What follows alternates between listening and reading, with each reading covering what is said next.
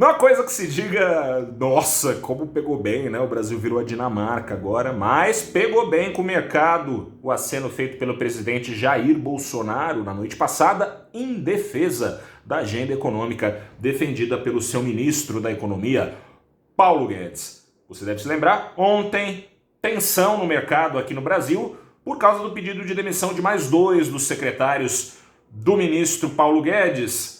Desde julho, já 5 foram embora. Os últimos 2 foram embora reclamando de falta de apoio, não só no Congresso para as reformas, reforma administrativa, privatização de estatais, mas também dentro do governo. O aceno feito pelo presidente Jair Bolsonaro no começo do dia ajudou as ações de varejistas aqui no Brasil a subirem, os bancos subiam, um dia se prometia azulado, hoje juros futuros caíam, mas durou pouco. Já passadas 2, 3 horas de pregão, os bancos já passavam a embicar, parte das varejistas passaram para a parte das perdas, quem estava lá na ponta diminuiu o salto. O investidor está preocupado, lá fora não tem animação. Lá fora as bolsas hoje devolveram ganhos, teve aversão ao risco. E aqui dentro, por mais que tenha pegado bem ali no começo do dia, esse aceno em defesa da responsabilidade fiscal feito pelo presidente Jair Bolsonaro, em defesa do teto de gastos, cujo balançar acontece com alguns de seus ministros pendurados lá pedindo para aumentar mais gasto, mas o aceno feito ontem, ao lado do presidente da Câmara, Rodrigo Maia, ao lado do presidente do Senado, Davi Alcolumbre, de que o teto fica no lugar, foi bem interpretado, é claro. Porém, a conta a pagar continua. O Brasil aumentou substancialmente os seus gastos nesse ano, deve continuar ainda precisando gastar para arrumar a economia, a economia que já está desarrumada independentemente, na verdade, por causa dos gastos, já vinha desarrumada por causa dos gastos desde antes da pandemia. Você deve acompanhar a crise fiscal do Brasil desde o governo Dilma gritando, mas com a pandemia teve que virar a chave, né? É uma crise totalmente deflacionária, uma crise de contração, a economia mundial encolhendo, parada por causa da pandemia, o governo teve que gastar, pode continuar tendo que gastar. Na semana, saiu notícia de que o governo pressiona para o Congresso para que seja prorrogado para o ano que vem o estado de calamidade, o que permitiria ao governo gastar desrespeitando a lei de responsabilidade fiscal sem que o governo do presidente Jair Bolsonaro balançasse, sem que ele fosse ameaçado de impeachment. Isso não é o que o mercado quer. Ontem mudou tudo, parece, ao menos nas palavras. E o mercado por algum tempo reagiu bem. Mas ao longo do dia a realidade pesou, a gente lembrou que não está na Dinamarca, o Ibovespa começou a afundar e os juros futuros embicaram para cima, continuaram em disparada, com investidores prevendo que o Banco Central vai ter que, num futuro breve, com o fiscal atrapalhando, ter que subir um pouquinho a Selic desse nível.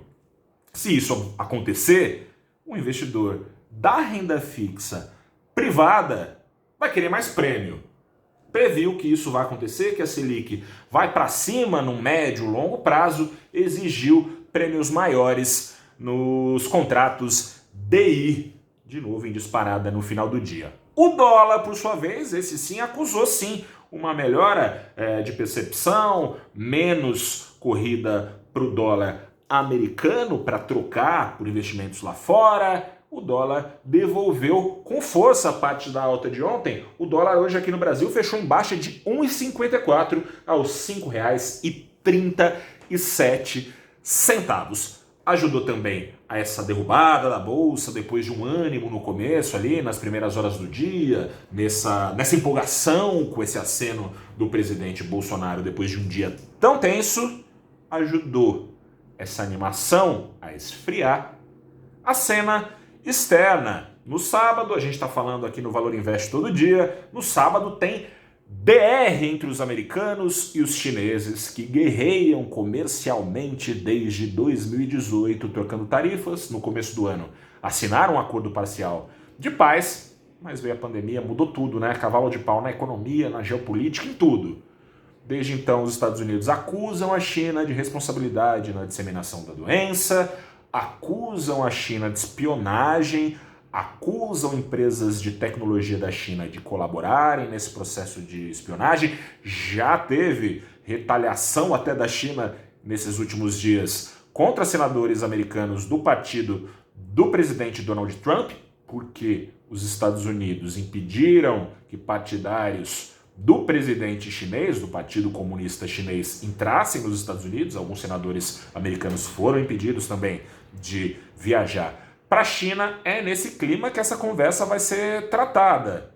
O investidor, claro, está acompanhando com cautela, e com cautela também porque segue enroscada lá a novela dos novos estímulos fiscais que podem vir a ajudar os trabalhadores desempregados americanos. Aliás, apesar da queda das bolsas nos Estados Unidos, apesar da queda das bolsas da Europa, depois de 2 dias fortes de ganhos, veio uma realização hoje, apesar disso veio uma novidade importante e boa do mercado de trabalho americano.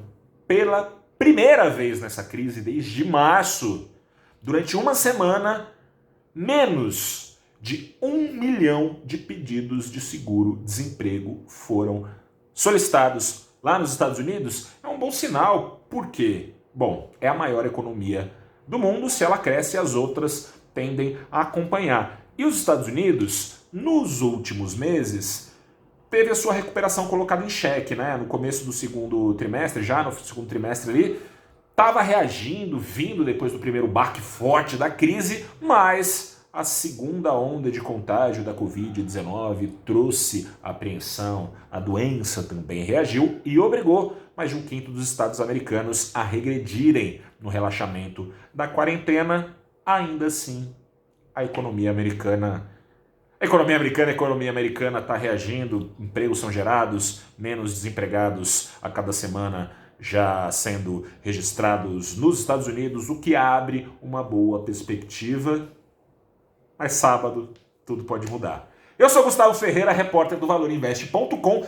Fico por aqui, depois de lembrar que não estamos na Dinamarca, que o dólar, esse sim, caiu com força aqui no Brasil, devolvendo a alta de ontem, caindo 1,5% quase, aos R$ 5,37. E te convidando para bater um papo comigo amanhã também no saldo do dia, que é saldo também da semana. Agosto, se continuar assim até o fim do mês, vai ser o primeiro mês depois de alguns em que o Ibovespa conseguiu ganhos ali na casa dos 10% em plena crise. A realidade está batendo a porta e o fluxo de investidores jogados à bolsa. Haja crise, não haja crise, esse fluxo de investidores está empatando ali com as expectativas não tão boas assim para o futuro. Os índices subiram muito por causa desse fluxo, juro baixinho, o investidor não tem para onde correr. Difícil. Eu sou o Gustavo Ferreira, fico por aqui, até amanhã.